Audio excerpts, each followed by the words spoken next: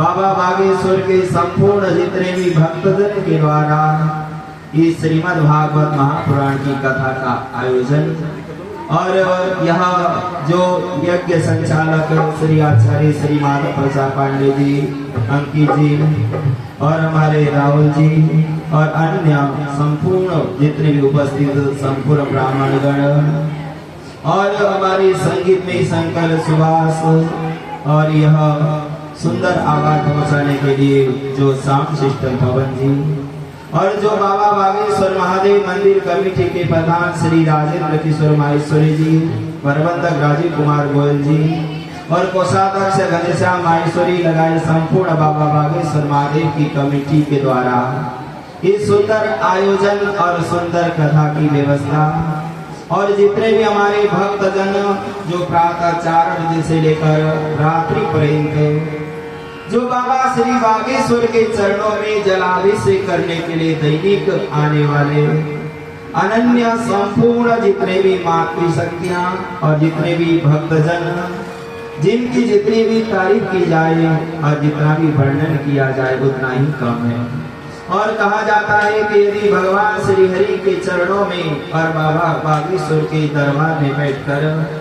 यदि कोई भी सत्कर्म पुण्य कर्म करने से कहा जाता है कि घर में से हजारों करोड़ों गुना फल की प्राप्ति होती है।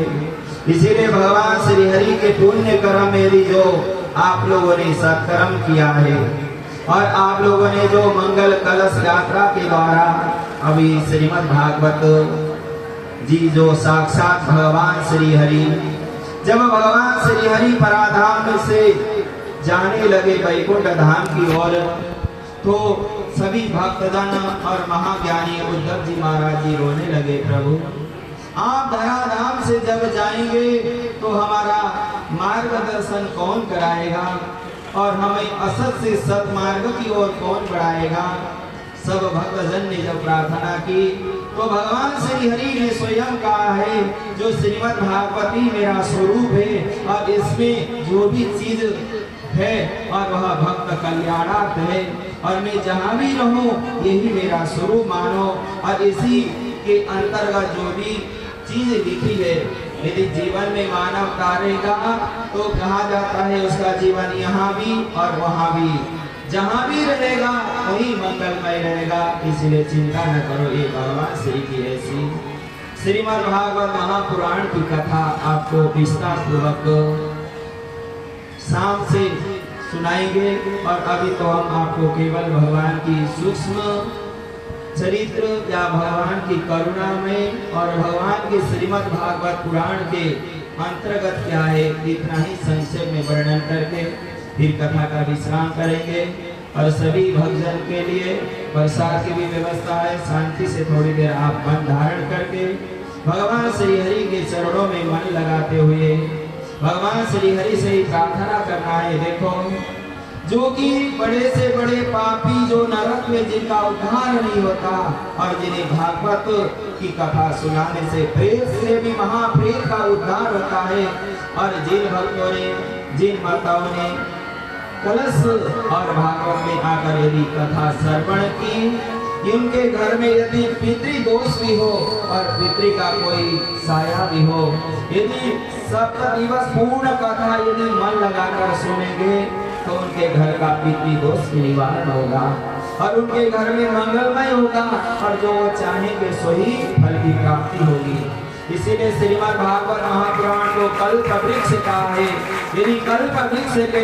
नीचे बैठकर हम भगवान की कथा सुनते हैं और वह अपने जीवन में उतारते हैं तो हमारे पितृलोक से पितृदेव भी प्रसन्न होते हैं। इन्होंने हमारे निमित्त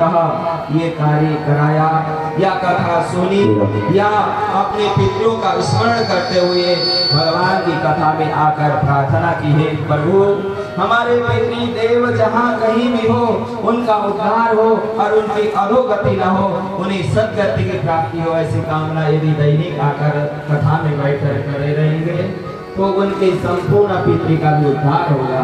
यह श्रीमद् भागवत महापुराण की कथा की महिमा का वर्णन करते करते यही कहा जाता है वेद शास्त्र शेष सरस्वती और अनेक लोग ये कहते हैं नेति नेति, इतना नहीं जितना भी वर्णन करो उतना ही कम है। ऐसी श्रीमद् भागवत महापुराण की कथा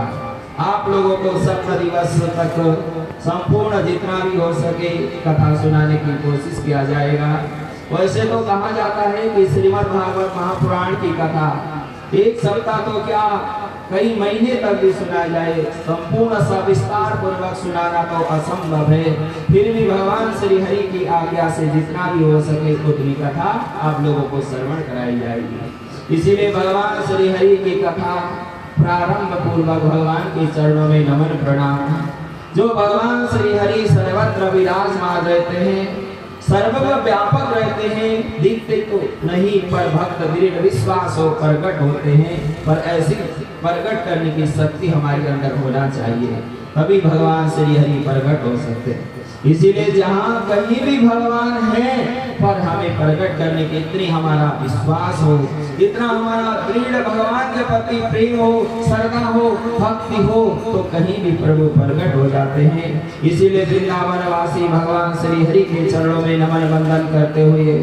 भगवान की जब तक मंगलाचरण न होगी, भगवान के चरणों में जब तक वंदना न की जाएगी तो तब तक जीवन में कभी सफलता नहीं होती। सभी अपने मन को भगवान श्री हरि वृंदावन वासी जो सभी के अंतरात्मा में विराजमान रहने प्रभु के चरणों में हाजिरी लगाते हुए प्रार्थना करेंगे और उसके बाद भगवान की जो भी थोड़ी बहुत आपको कथा श्रवण कराई जाएगी। सभी अपने मन को भगवान के चरणों में लगाते हुए और अपने कर कमलों द्वारा भगवान के लिए ताली बजाते हुए भगवान के चरणों में नमन वंदन। भजे भजे का